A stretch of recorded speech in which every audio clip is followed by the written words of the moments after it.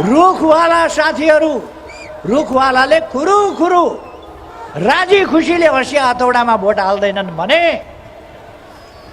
दुर्घटना हुन्छ।